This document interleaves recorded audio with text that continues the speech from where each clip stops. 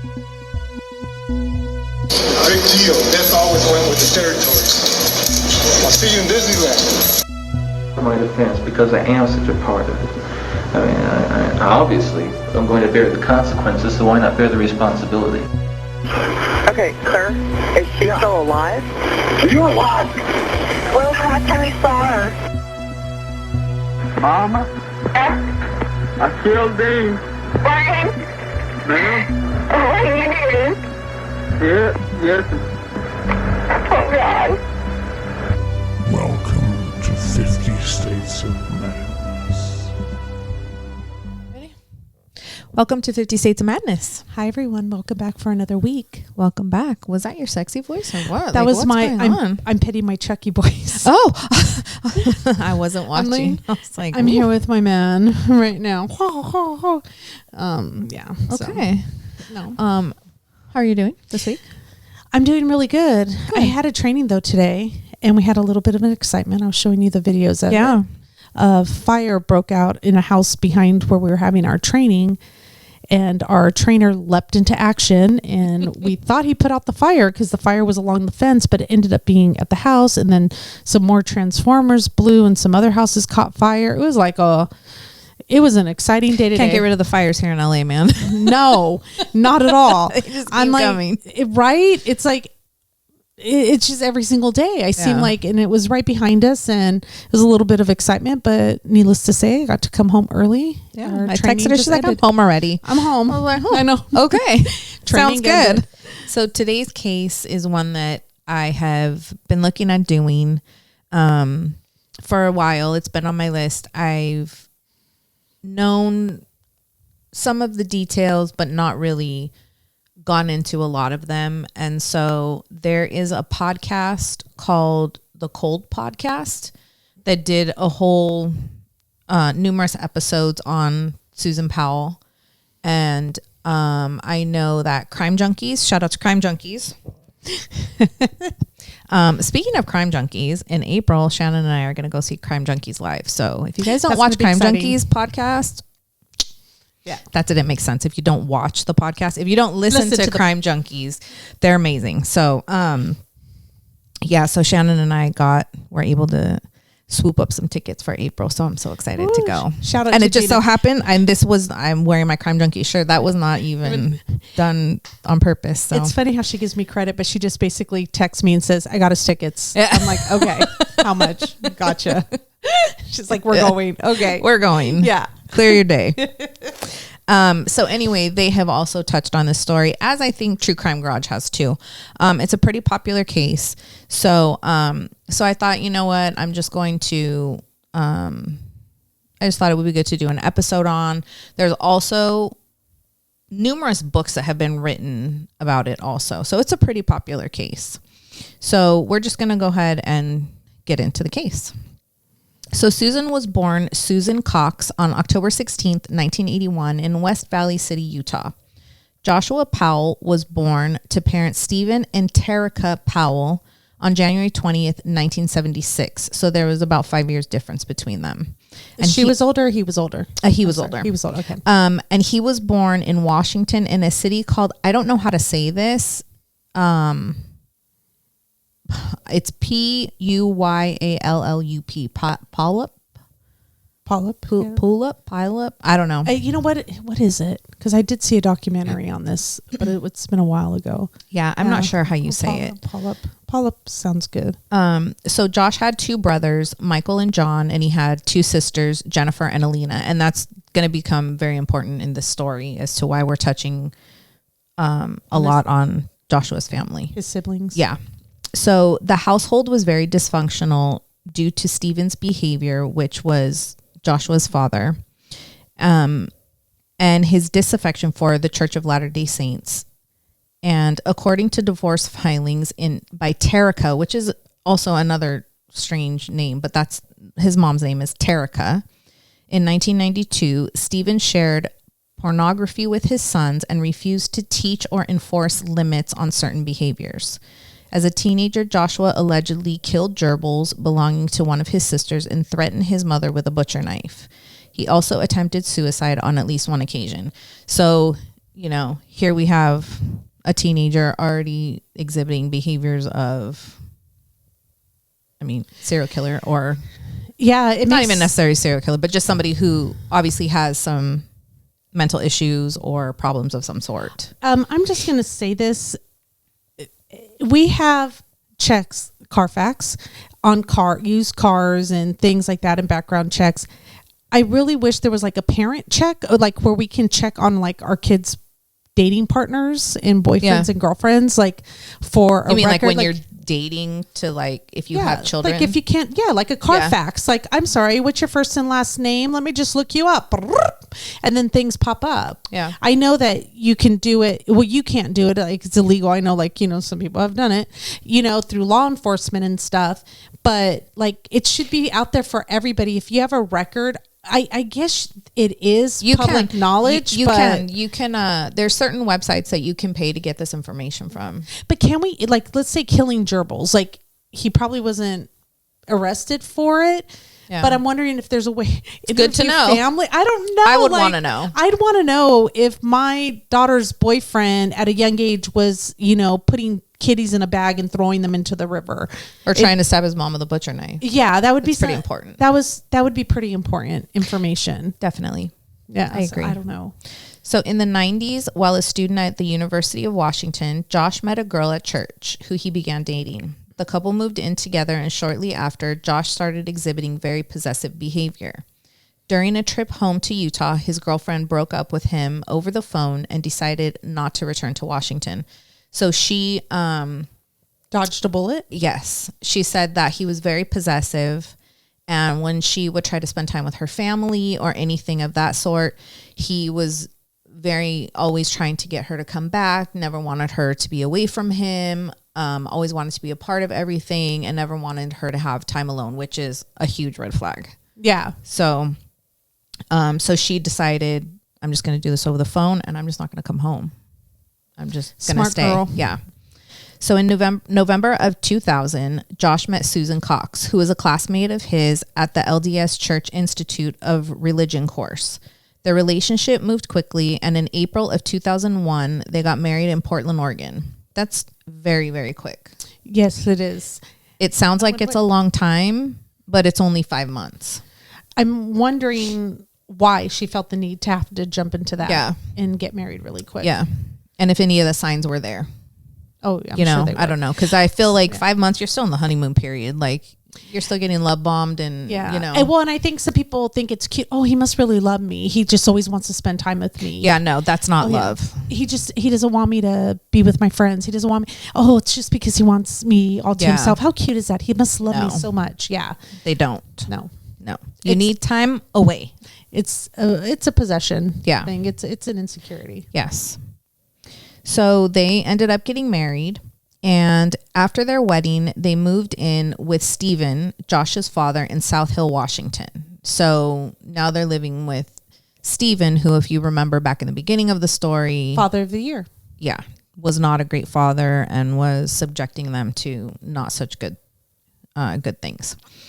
So shortly after moving in with Stephen, he became infatuated with Susan and would follow her around the house with a camcorder recording her.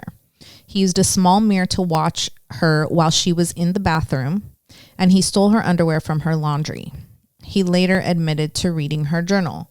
So imagine you're a newlywed, you just got married, you move in with your father-in-law, and he is now infatuated with you. And he records you, he follows you around the house. I would have left that house. Like, I would have left. Bye. Either you're coming with me or you're not. I don't care, but I'm not staying here. I'm anymore. going. Yeah, this is not happening. So in 2003, Susan and Josh decided to move out of state after Stephen told Susan how he felt about her, and she rejected him. 2 years later, so this went on for 2 years.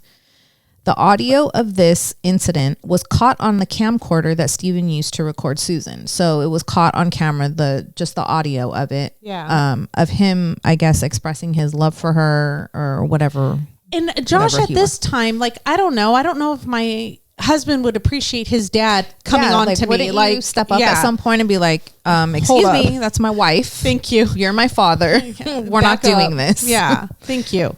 So Susan's journal entries showed that there was a lot of tension in their relationship due to religious beliefs, Josh's control issues, extravagant spending habits, and also the fact that Stephen, Josh's dad, was still trying to contact Susan, making advances towards her. So even though they moved, he still is pushing himself on her. So on January 19th, 2005, their first son, Charles, was born. And on January 2nd, 2007, their second son, Braden, was born. So their kids are very close in age. So in 2007, declaring over $200,000 of debt, Josh filed for bankruptcy. So, you know, we said that Susan had a problem with his extravagant spending.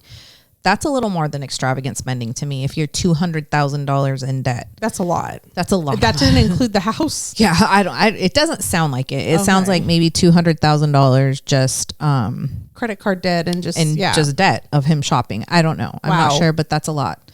So because remember, when you're married, your debt is my debt and my debt is your debt, regardless if it's in your name or my name. If you're married, your debt is all your debt. So Susan was obviously attached to this. So in 2008, things were continually getting worse in their relationship. In July, Susan recorded a video showing property damage she claimed was due to Josh. She also wrote a secret will stating, quote, "I want it documented that there is extreme turmoil in our marriage. And if I die, it may not be an accident, even if it looks like one."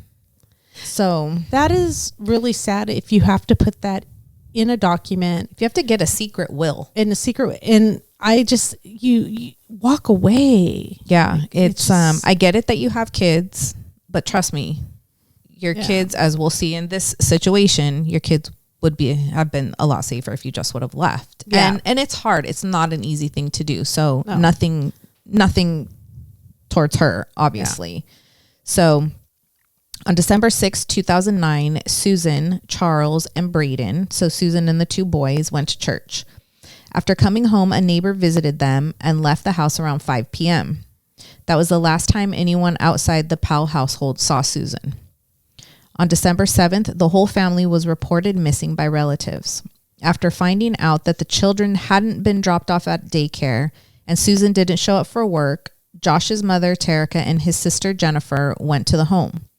They called law enforcement, who broke into the home, fearing the family were victims of carbon monoxide poisoning.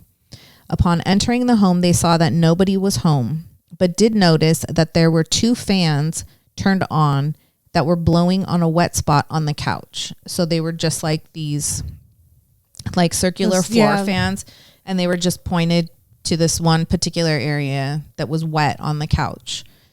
So that's a little odd.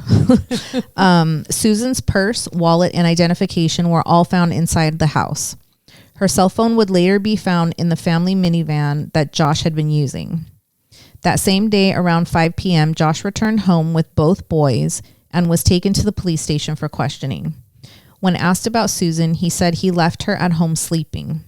He said he took the children camping after midnight on December 7th to the Pony Express Trail in western Utah. A few days later, law enforcement visited the area and said they were unable to find any such campsite. The police found it odd that Josh would take the boys out camping in freezing cold weather on a Sunday night when they had to be at daycare early Monday morning. Josh also never called in sick to work on Monday morning. When questioned, he said that he got his days mixed up and thought it was Sunday and not Monday. So he thought that he was taking the kids out to this camping trip On Saturday Saturday evening, Sunday morning, when it was technically Sunday evening, Monday morning. Who packs up their kids at midnight and takes them camping to find a camping spot in the middle of the night?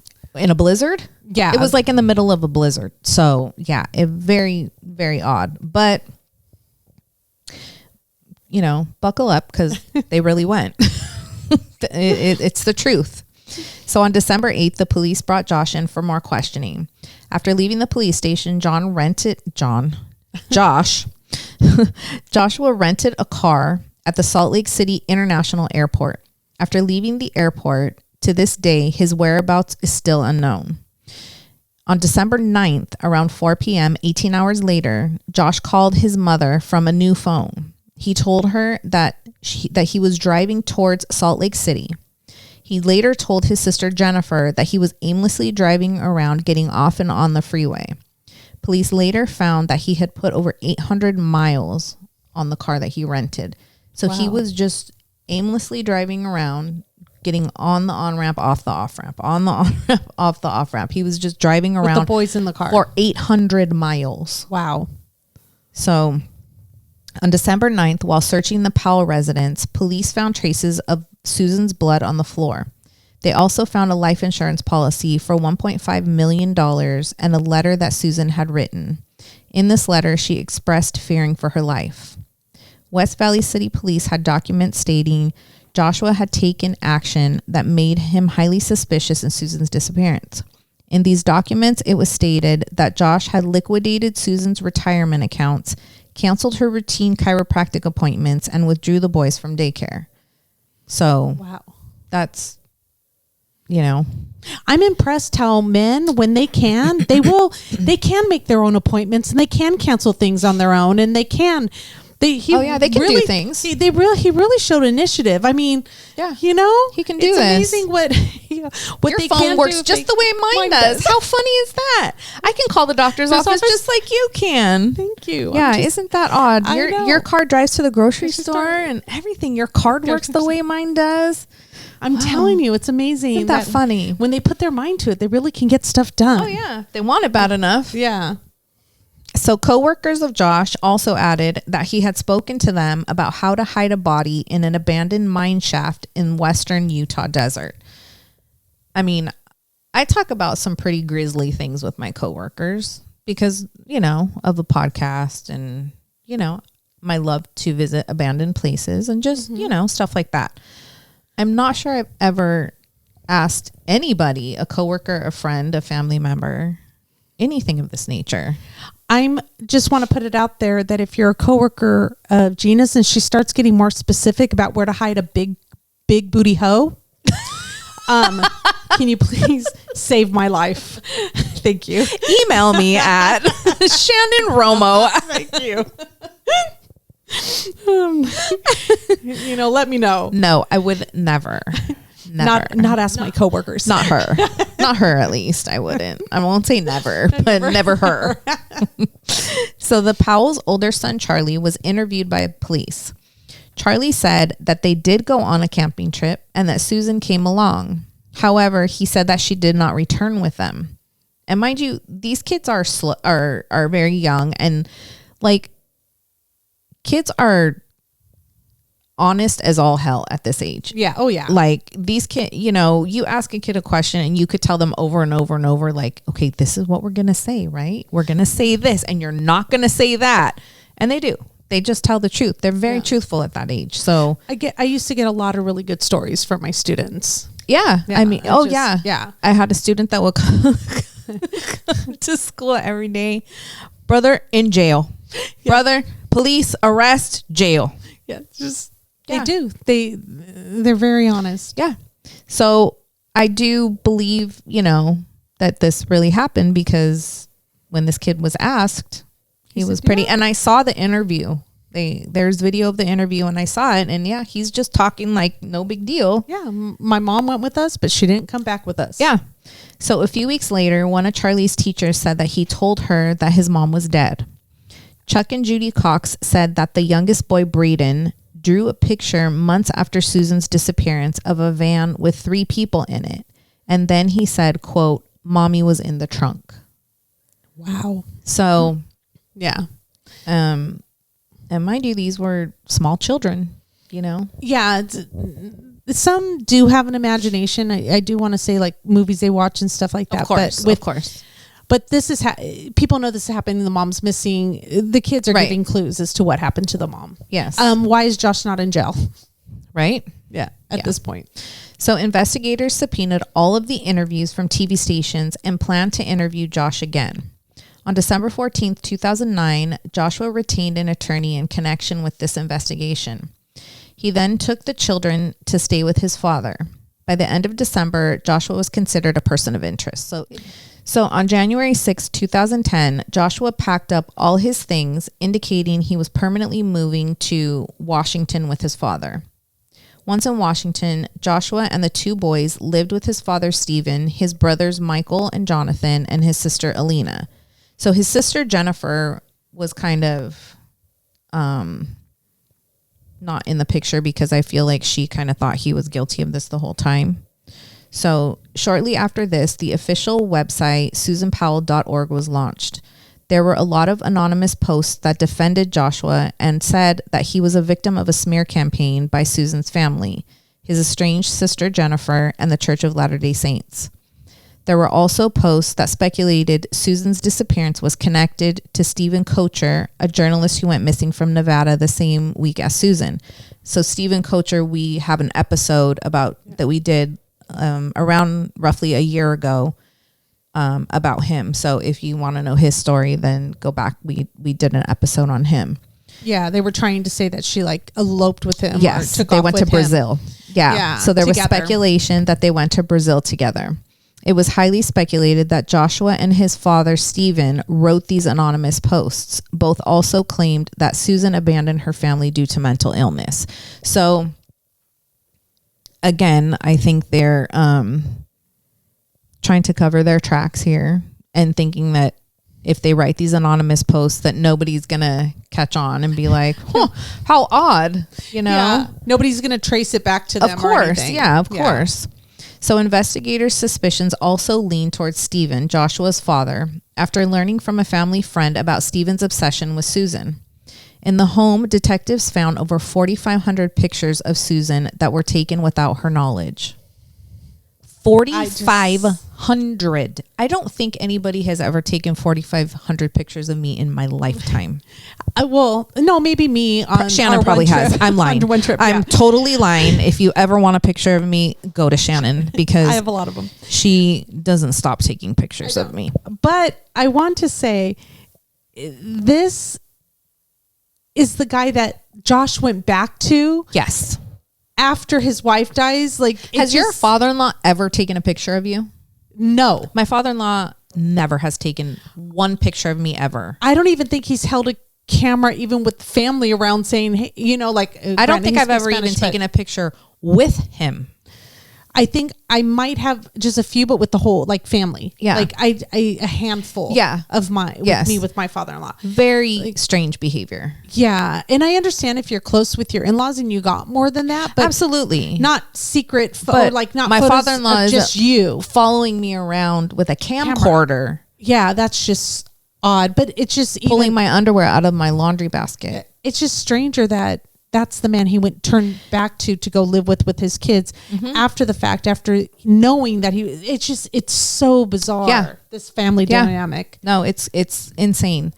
So 4,500 pictures. So, and without her knowledge, mind you. These aren't pictures that he's like, hey, smile, Susan. Yeah. These are pictures of her not knowing he's taking them of her, which is even more strange. It's creepy. So Joshua also sold his car to a wrecking yard in Oregon after Susan's disappearance. He then ordered satellite images of the lot. Police found the car and sent a cadaver dog to the lot. The dog indicated decomposing human remains had been in the trunk, but DNA tests came back inconclusive. So, again, why is this man not in jail? Because you're going to dump your car in a salvage yard and then you're going to ask for an aerial view? Yeah. Like, hey, can you shoot a drone up there and get me a picture of that? Yeah. It's a little strange request. I'm just surprised the police didn't have the vehicle in their custody. Yeah. It's just, yeah. I feel like the ball was dropped quite a bit here. Yeah. So Joshua's father, Stephen, claimed that he and Susan had started to fall in love with each other right before her disappearance. I know. It's very sad because I feel like people that have mental illness or think like this, like I feel like maybe in his head, did he really believe this? Did he really think that she was in love with him? I mean, he had a son, Josh. And She stated the to apple him, doesn't- the apple doesn't fall far from the tree. So, well, I mean, and maybe he originally, probably really believed it. when they were married and they moved in with him, that's one of the reasons why they moved out, is because, Yeah. yeah, I don't know. So that was his claim, that they fell in love with each other. I wonder if she just looked at them the wrong way, or like, when you're uncomfortable around somebody, but it's your in-law, so you just kind of like, oh, hi, smile, give him a hug maybe. And he's like, oh, got her. Yeah, he like, just- she loves me, like, it's just, yeah. He took it the wrong way, I guess. I don't know. So he said that the contents of Susan's journal that was written when she was a teenager was proof that she was suffering from mental illness and probably ran away with another man. A judge issued a permanent injunction forbidding Joshua and Stephen from publishing any material from Susan's journals, ordering that the pair return or destroy any journals already published. On September 22nd, Stephen was arrested on charges of voyeurism and child pornography after police found evidence that he had secretly videotaped young girls and numerous women, including Susan. The next day, Chuck Cox, Susan's father, filed for custody of the two boys. He was given temporary custody, with the judge stating that in order for Joshua to get custody back, he would have to move out of Stephen's residence, which is understandable. Yeah, makes sense. Joshua rented a house, but it was later alleged that he never actually moved in. So he just went and rented a home to have an address, but he never lived there. That's so weird, though. Like, is he that dependent on his father? Sounds like you it. rent a house, you're paying for it, you might as well move into it. Sounds like it. So in September 2011, Jennifer Graves, Joshua's sister, stated her belief that her brother Joshua was responsible for Susan's disappearance. His other sister, Alina, had been suspicious of him as well. However, she later withdrew her suspicions. By this time, West Valley City had spent more than $500,000 on this case. On September 28th, Mayor Mike Winder indicated that he felt that the case was worth the expense, stating, quote, "We feel that we are getting to that tipping point where we have more hot evidence than we've had in the past 2 years, and that the case was moving forward." So they're feeling like, they're getting somewhere now. After multiple court-ordered evaluations in late 2011, it was determined that Joshua had adequate parenting skills, a steady employment history, and no criminal record or history of domestic violence. But aren't they investigating him for murder? They're still investigating him, though. Mm-hmm. They're looking at him. They got cadaver sent in a vehicle. They have a kid But the who DNA said that came the back inconclusive. But I mean, yeah, and they still don't have a body. So no. Okay. And again, that we've learned in different cases, it's very hard to charge somebody with murder or convict somebody of murder without a body. It has been done, but it's very hard to do. So he also raised concerns about Joshua's narcissistic behavior and control issues, and suggested that he have court supervised visits with his two sons. So now his father-in-law, Susan's father, has temporary custody of the boys. And in order for Joshua to visit them, it has to be with a social worker. He's not allowed, to visit his kids by himself. So on February 5th, 2012, social worker Elizabeth Griffin Hall called 911 after taking Charlie and Braden to a supervised visit at Joshua's house. Hall, who was supposed to monitor the visit between Joshua and the boys, reported that Joshua grabbed his sons and would not let her through the door. Soon thereafter, the house exploded, killing Joshua and the two boys. The authorities notified Stephen, Joshua's father, of what had happened, and he didn't seem to be upset at all, because he's incarcerated at this time. He then invoked his Fifth Amendment right not to answer any questions regarding Susan's disappearance. The investigation confirmed that the explosion was deliberately planned. The official cause of death for Joshua and the two boys was determined to be carbon monoxide poisoning, though the coroner also noted that both children had significant chopping injuries to their head and their neck. A hatchet was recovered near Josh's body, and investigators believed he used the tool to attack the boys before being overwhelmed by smoke and fumes. The fire investigation also found 2 5-gallon cans of gasoline on the premises, as well as evidence that gasoline had been spread throughout the house. So not only did he take himself out, but he took his 2 boys out. I don't know why the boys were being very well taken care of by Susan's father. I don't know why he just, and we say this a lot of the times, they just don't take themselves out. Just if you want to go. Yeah. But don't be the Why the deciding kids? factor on the kids who didn't even get a chance to live their own life. And the thing that came to my mind was, could you imagine being that social worker? Yeah. I mean, literally it wasn't that she ignored her job. It wasn't that she, blew it. It was that she took him to the door. He grabbed the kids, put them inside the house, and shut the door. How did she not get hurt though? Behind it, and I think she was pounding on the door, right, to let her in, and then she called 911 saying, and the house went up in flames. I think she had stepped back from the door to make the phone call, and then. But I mean, just so scary. You have to make the call. Like, do I go in and try to help and get them out? Like, what do I do? It all makes sense why he didn't move into that house, because I think it was premeditated. I think he had planned it way in advance. He got the house specifically for that. He got it ready for that. And the first chance he was able to get those kids alone without anybody else, she's lucky he didn't grab her and exactly just all of them, but no, you're right. Yeah. So friends and relatives of Joshua told authorities that he had contacted them by email minutes before the incident to say goodbye. Some of them, including his local bishop, received instructions for finding his money and shutting off his utilities. Records also showed that Joshua had withdrawn $7,000 from his bank account and had donated his children's toys and books to local charities the day before the incident. Joshua named his brother Michael as the main beneficiary of his life insurance policy. So clearly there's premeditation there. If he is donating these kids' toys to charity, and doing, all of this other stuff. So on February 11th, 2013, approximately 1 year after the death of Joshua and his sons, his brother Michael killed himself in Minneapolis by jumping off the roof of a parking garage. Utah authorities have since stated their belief that Joshua and Michael were accomplices in the murder of Susan.